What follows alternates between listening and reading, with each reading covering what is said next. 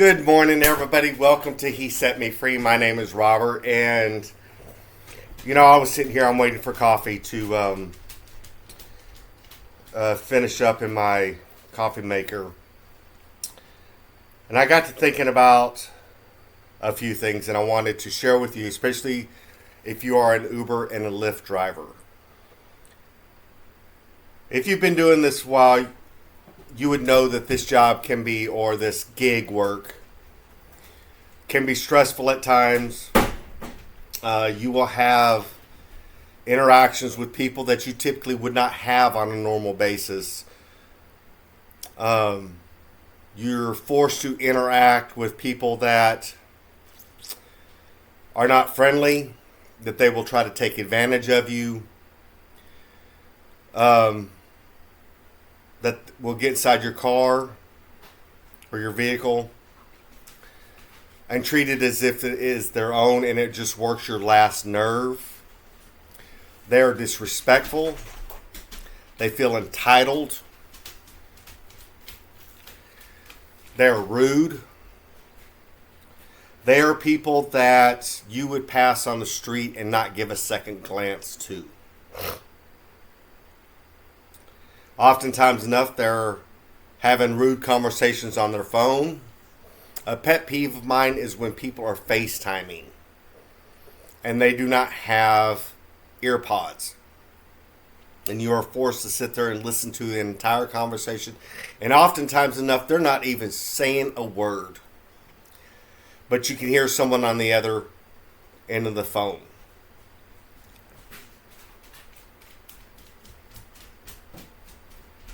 And so you're forced to sit there in silence. Sometimes it's a good thing, sometimes it's a bad thing. Because if you're an outgoing person, then you like to talk to different kinds of people. But then other times it's just, today's not the day and I'm not the one.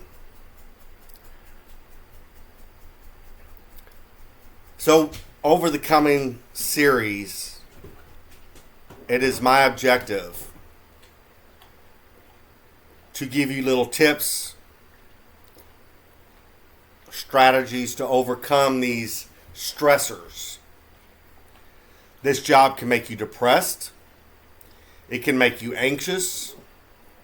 It can bring out the very worst in you. It can literally change your personality. In other words, it can make you jaded. Sometimes you just have to step away from it, take a deep breath or two before you can proceed on. Sometimes it requires you to go on antidepressants, anti-anxiety medicine. That's on the extreme end.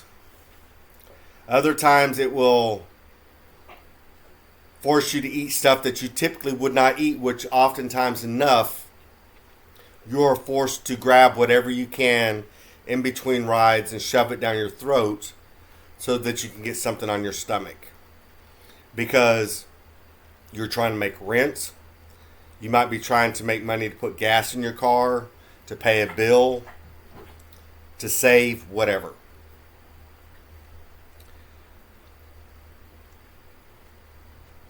And there's nothing wrong with being on medication, because this job can actually it can heighten your predisposition of already having anxiety and depression issues. And oftentimes enough, you didn't have these precursors in the first place. But this job with time will make you anxious and bring on the onset of depression, because your days don't go the way that you think it should. You start noticing that you're using more gas than the money that you're making. You have a few bad rides with millennials that can work every nerve in your body. I tend to find people under the age of 25 to be the most arrogant, narcissistic, self-entitled, disrespectful, undisciplined people I have ever come across in my life, and it has given me zero tolerance for them.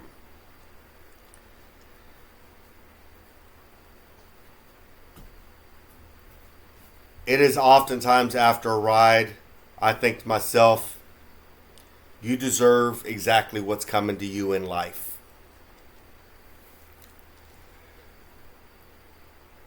Other times, you'll have great rides.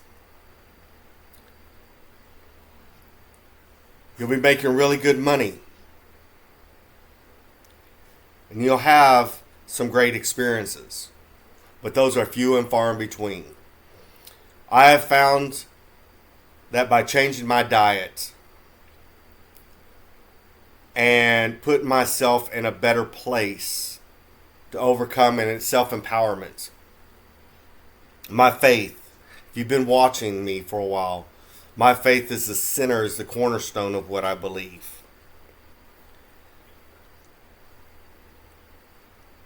And that gets me through day in and day out. But not only that, I have found that doing this, medication has helped too. It's hard to leave your problems in your car once you turn it off, lock the doors, and walk inside. Because you can start off with a really good day. Be on top of the world. And then all of a sudden, Uber or Lyft, they start sending you into areas of your market that you know what lies ahead. You know that you're going to get bad rides.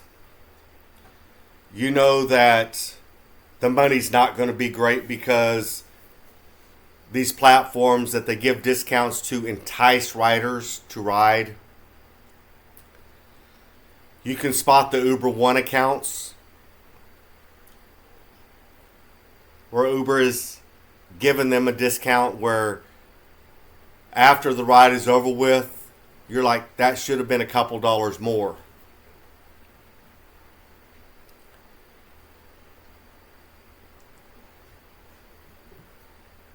Your day is ruined as a result.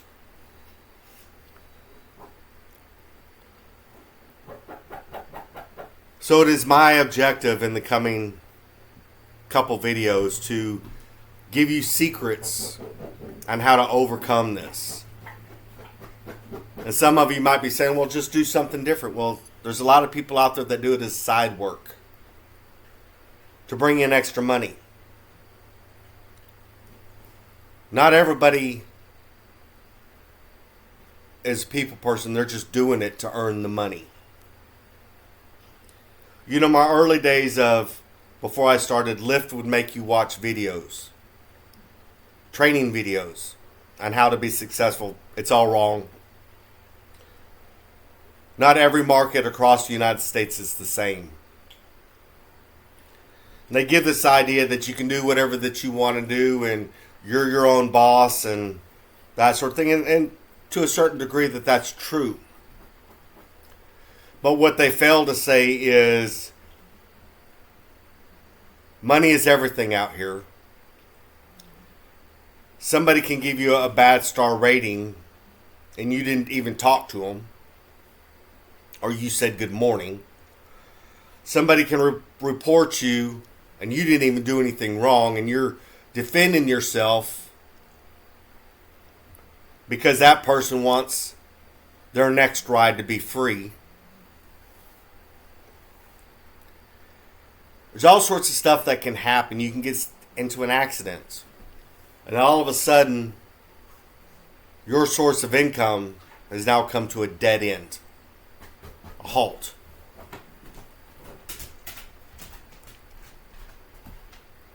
You can kick people out of your car.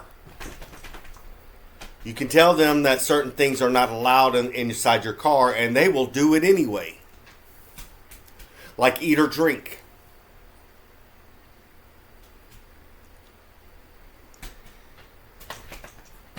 But what I have found is my faith gets me through day in and day out. A healthy diet enables me to have the energy needed and to work from the inside out. Stressors, believe it or not, consuming the right kind of food helps. Living a healthy, balanced lifestyle. And, if need be, medicine. There's nothing wrong with it. It can actually help in a lot of ways. And then finally, counseling. Because doing rideshare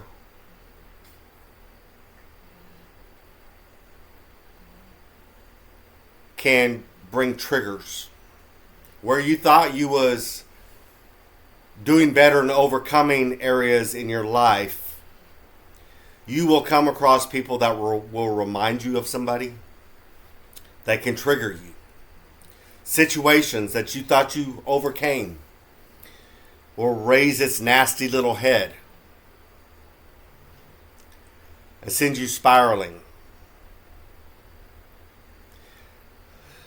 It will force you to deal with people that you're trying to get away from. Believe it or not, doing Uber and Lyft is essentially bringing out the worst of what you're trying to overcome. In other words, you're facing Satan head on. I am a firm believer that as a person of faith, as a Christian, that oftentimes enough Satan works through these platforms. You can laugh, you can mock all you want. But all too often, I can leave this house in a good mood, ready for the day, and within 3 passengers, I'm ready to spit nails. So, watch the coming video series. Let's heal together. Let's have productive days. Let's enjoy life. Because we don't have to put up with it. You can set boundaries inside your car. It's your car. My personal boundaries: no eating and drinking allowed under a certain age. 25 to be exact. Because they're disrespectful. They will spill stuff inside your car. They will eat inside. I've had people bring plates in the car that I used to drive and eat their food. Bowls of cereal. I kid you not. Drinks with no lids. Spill stuff, not even say anything.